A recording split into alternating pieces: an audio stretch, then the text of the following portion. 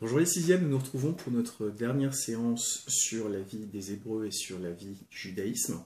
Si vous vous souvenez bien, la dernière fois, nous avions parlé des règles religieuses. On a vu les interdits, on a vu finalement la façon de prier, on a vu aussi finalement qu'ils attendent un certain nombre de choses, notamment les Juifs attendent ce qu'on appelle le Sauveur, le Messie. Ce personnage doit les sauver des difficultés auxquelles ils sont confrontés et doit finalement être un lien entre eux et Dieu. De nos jours, les Juifs attendent toujours ce Messie. C'est ça qui fait la grande différence avec le prochain chapitre que nous verrons sur le christianisme. Pour les chrétiens, le Messie est arrivé. Pour les Juifs, ils l'attendent toujours. Par contre, pour parler de ce Messie, pour parler de ces règles religieuses, outre le fait qu'il y a un livre sacré, la Bible, il faut aussi avoir des lieux de culte. Les Hébreux en ont plusieurs. Dans un premier temps, nous, on a déjà parlé d'un vrai temple, le temple de Dieu, puisqu'il n'y a qu'un seul Dieu, il n'y a qu'un seul temple, qui était situé à Jérusalem. Ce temple a été construit par Salomon. Il sera détruit une première fois par Nabuchodonosor, puis reconstruit avec l'aide, finalement, des réfugiés de Babylone. Il sera détruit une dernière fois par les Romains en 70 après Jésus-Christ.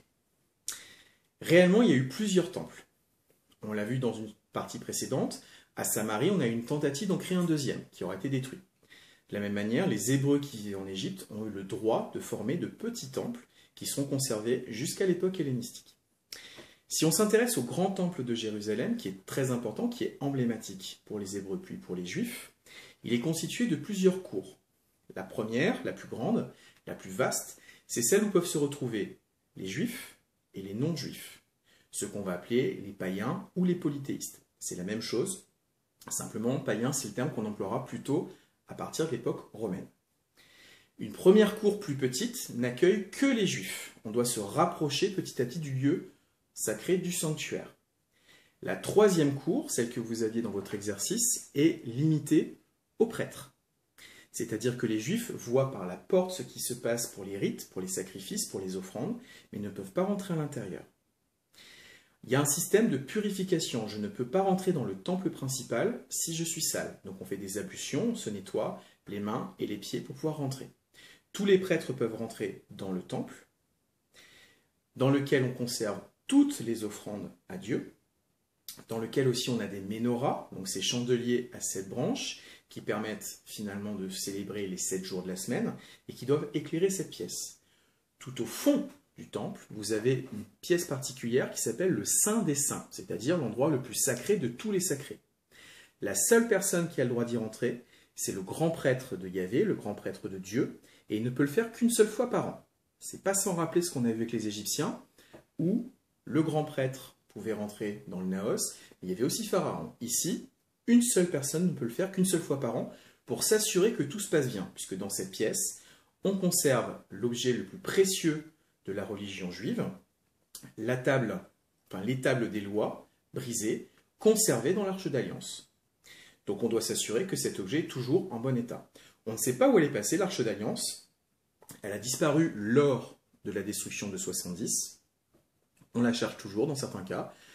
Pour ça, je vous envoie, si vous voulez, aller voir Indiana Jones et l'Arche perdue. Ça pourra toujours vous occuper et ça vous donnera toujours une petite idée un petit peu d'éléments de la religion juive. Ce temple est très important, mais comme je vous l'ai dit, il sera détruit en 70. De nos jours, il n'en reste plus qu'un seul mur, qu'on appelle le mur des lamentations. Les Juifs actuels continuent d'aller prier finalement sur ce mur des lamentations et de laisser des petits messages à Dieu. Ça, c'est quelque chose qui est toujours très important.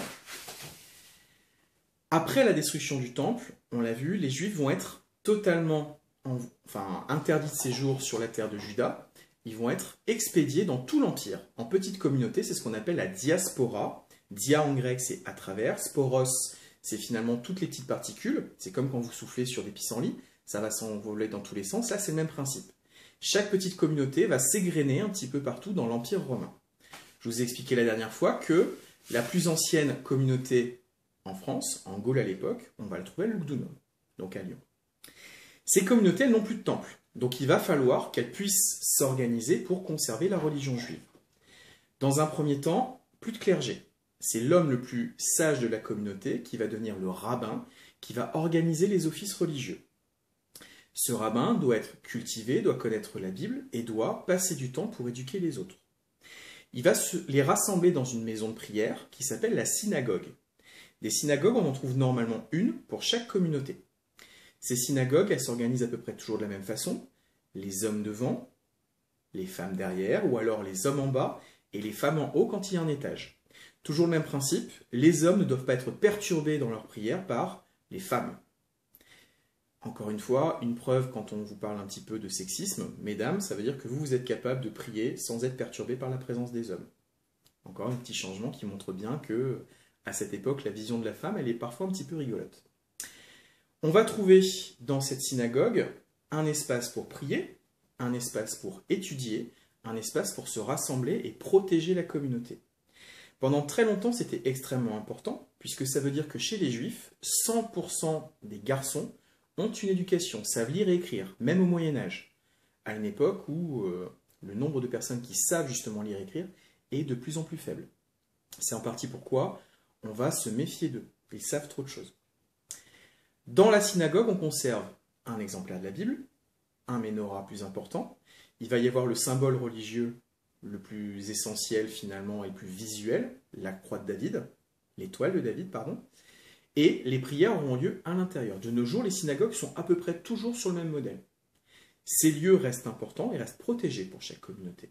Ça va permettre d'organiser aussi bien la vie religieuse que la vie de la communauté. C'est souvent aussi à la synagogue qu'on va se mettre d'accord pour pouvoir organiser les échanges entre les communautés, notamment pour les mariages.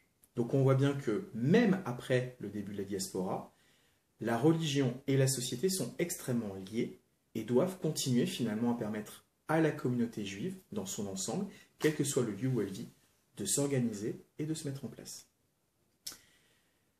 De nos jours, même si Israël est rené de ses cendres, il n'y a toujours pas de temple à Jérusalem, on a gardé uniquement le mur des lamentations, et comme l'ancien temple est occupé par des lieux sacrés d'autres communautés, les juifs les plus orthodoxes, donc ceux qui sont les plus traditionnalistes dans leur religion, refusent de passer là où il y avait l'ancien temple par respect.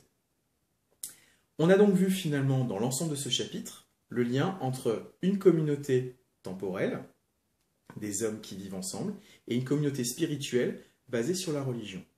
De nos jours, c'est toujours le ciment qui permet à ces communautés juives de vivre ensemble, ou même en étant isolées les unes des autres, de garder un certain nombre de règles ensemble. On n'a plus un peuple juif, maintenant on a des gens qui ont une religion juive, mais qui considèrent que c'est un ciment essentiel dans leur vie.